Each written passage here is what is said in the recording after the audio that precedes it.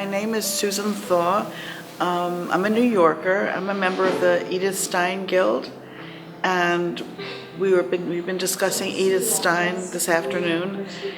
And I'm Jewish, but I think Edith Stein is a very interesting figure and has helped to bring Jews and Catholics together in a meaningful dialogue. So I'm sure that Teresa Avila did not know that her family was a converso family. Two things come to mind about Edith Stein. First thing is that she was unable to get a professorship because of her gender at that time, and she never gave up. She found a way to get her message through by teaching within the Catholic Church, within the institutions of education of Catholicism. So she found a way to get her message through to the world. And the other thing is that in terrible situation in Europe in the 1940s, she used whatever she could, her intelligence and her love and her power to bring people, to help people and spiritually make sure they were as courageous as possible, because it was a terrifying time in Europe at that time.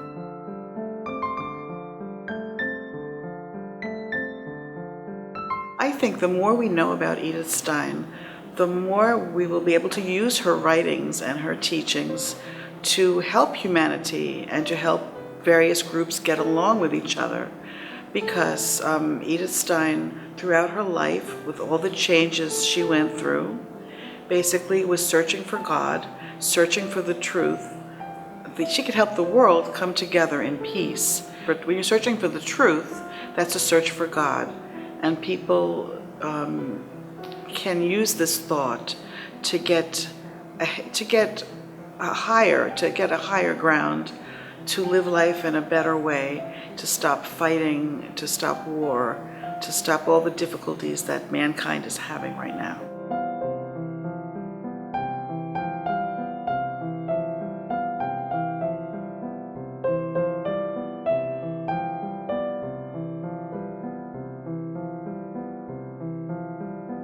I'm Diane Traflett. I am the Associate Dean of Immaculate Conception Seminary School of Theology at Seton Hall University, where I'm also an Assistant Professor of Pastoral Theology and the Director of the Institute for Christian Spirituality.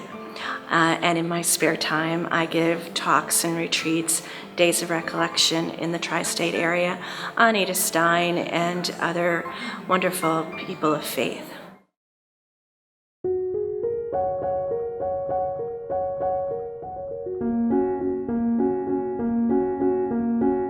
And I really do think that the example of Mary and of Edith really helps us to learn about our vocation as women. So first, for Edith Stein, I think that priests and various other mentors helped her to realize that she could use her talents for the church and for the world, and she did that in two specific ways. One, she gave a lot of talks.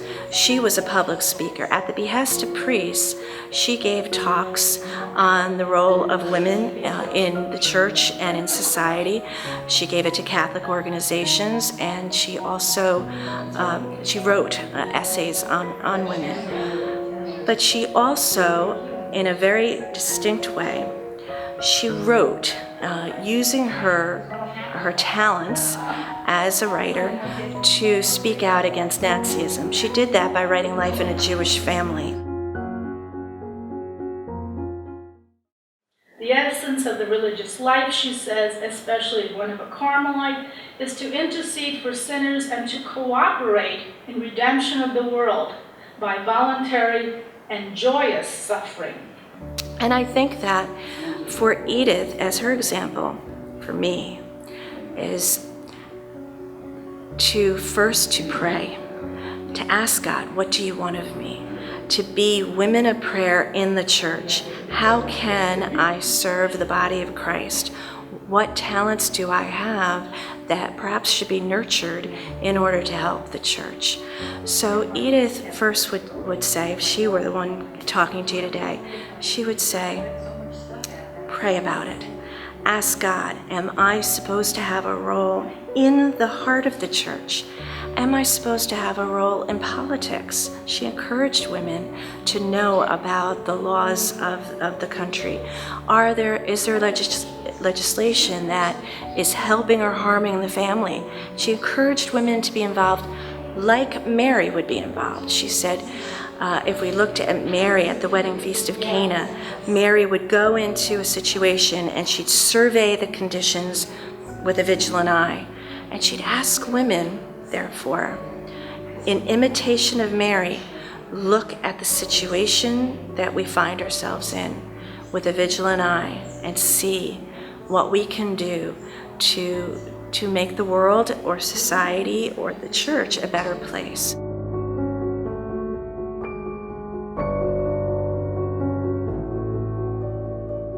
When Edith Stein was in college and in high school, she was a feminist.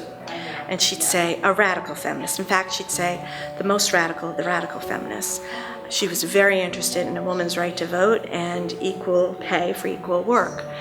But after her conversion to Catholicism, when she was asked to speak on women, the spirituality of women, the role of women, she said, I'm no longer going to be talking about politics. I want to look at Mary as the example.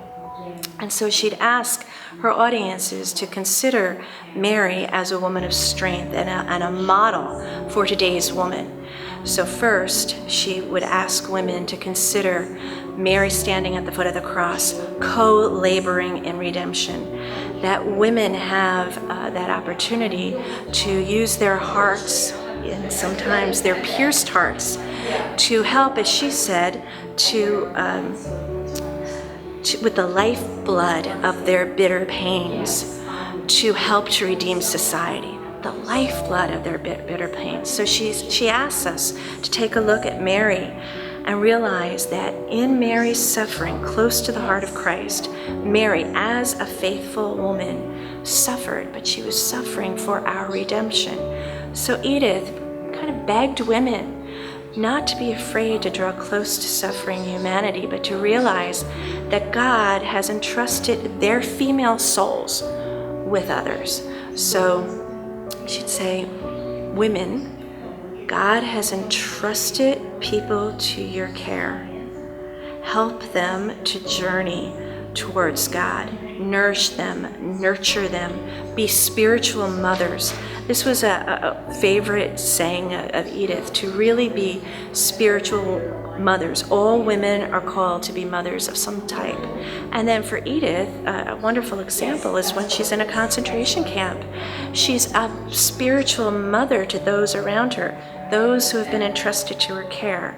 So Edith would say to today's women, how can you be spiritual mothers in the example of the Blessed Mother?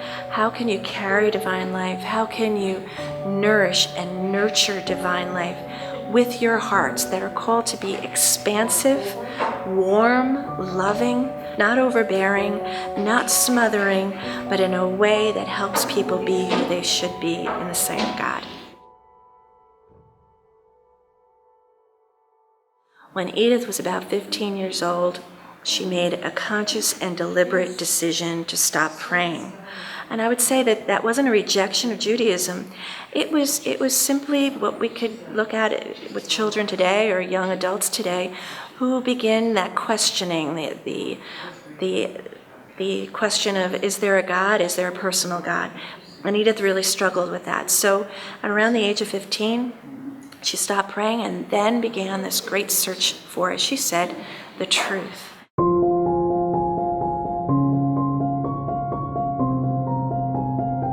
When she had finished writing her doctoral dissertation on empathy, Edith said that she still was a woman without faith, but she was surrounded by Catholic converts. She went in to a church in Frankfurt. I think it was just to admire the artwork or just sightseeing. And there, in that Frankfurt cathedral, she saw a woman with a market basket. The woman walked into the cathedral and dropped her market basket and began to pray. And Edith said, Stein said, right there, she said, I looked at that woman, even though there was no one present. It was as if she were stopping her daily activities as if to talk with a friend, and I could never forget that. So there was something really weighing on Edith at that moment, and I like to think that she went into that church as an agnostic, as maybe a tourist, and she left that church as a pilgrim. After going to the church, she went to a museum, and she wanted to see a sculpture of a goddess. But in order to get into the room where the goddess sculpture was, she saw a beautiful sculpture of the Blessed Mother standing at the foot of the cross, and that also made an impression.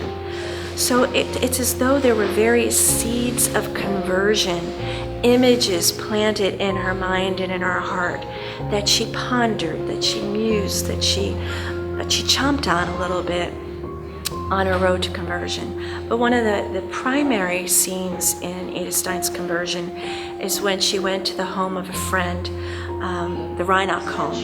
Adolf Reinach had died during World War I at the front, and his widow had asked Edith to come to the house to look over her husband's philosophical papers. And Edith, in that house, which was a house of mourning, Edith saw a woman of courage and of Christian faith, and she said, "It was then that my unbelief shattered, Judaism paled, and Christ streamed out upon me in the mystery of the cross."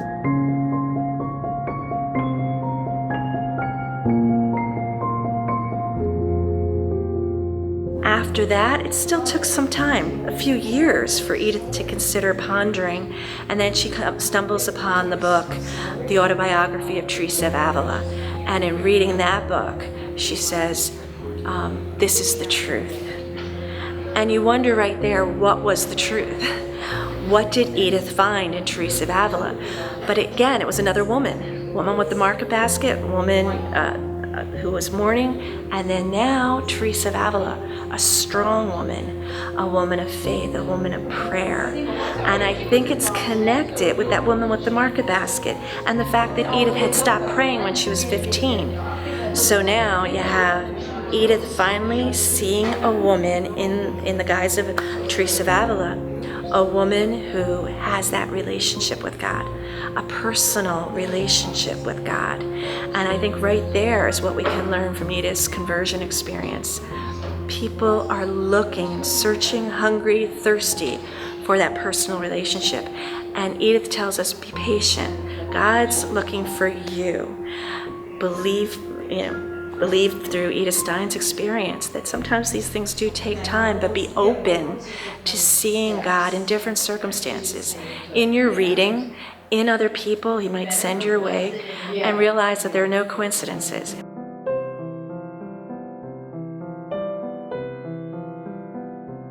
For Edith Stein, who never married but considered marriage, had a number of serious relationships, she often thought about the Catholic understanding of marriage, and she encouraged women to look at marriage as a vocation to be a spiritual mother to her children, but also to her husband.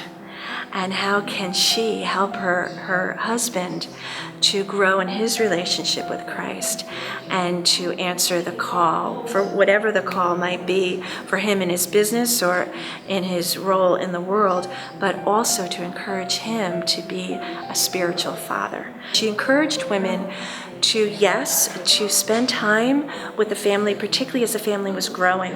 But she also was aware that there are going to be times when a woman needs to work. So she was aware of women, for instance, whose husbands go off to war and then don't come back and might have to work outside of the home. So she was aware of women's role, even at that point, to continue to be forces of good in the home and in the world.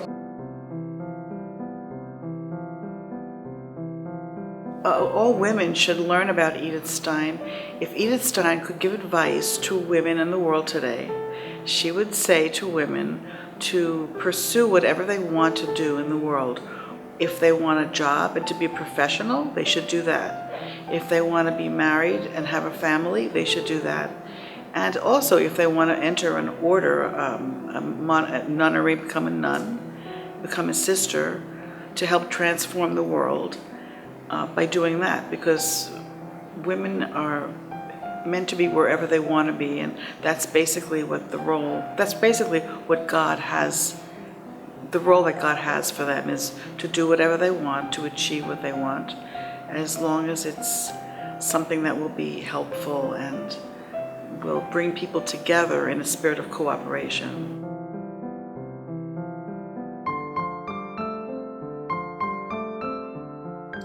You know, I said that Edith Stein considered herself a feminist and a radical feminist, but I want to really make it clear that this was for the time she was a radical feminist.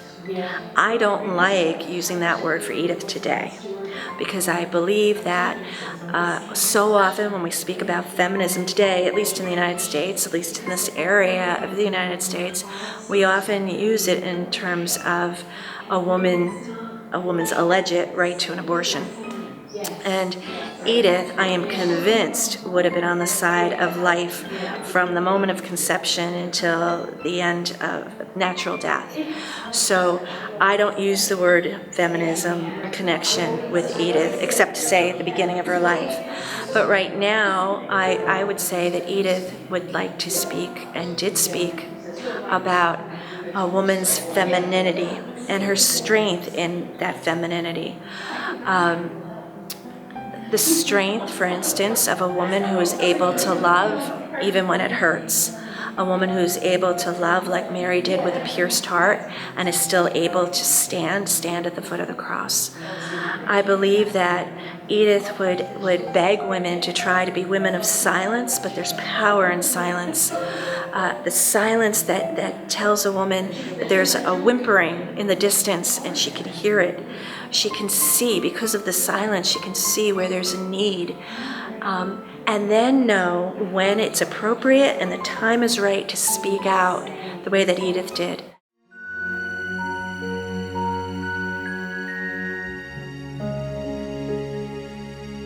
We, in reading Edith Stein's words, are asked, how can we, in imitation of Mary, be an archetype of the church? How can we be like Mother Church? How can we, as women, nourish and love the body of Christ? And that means, by the way, that we're not blind to the problems, not blind to the challenges, but we so love the church that the church is part of who we are, part of our identities, part of our vocations, part of our hearts.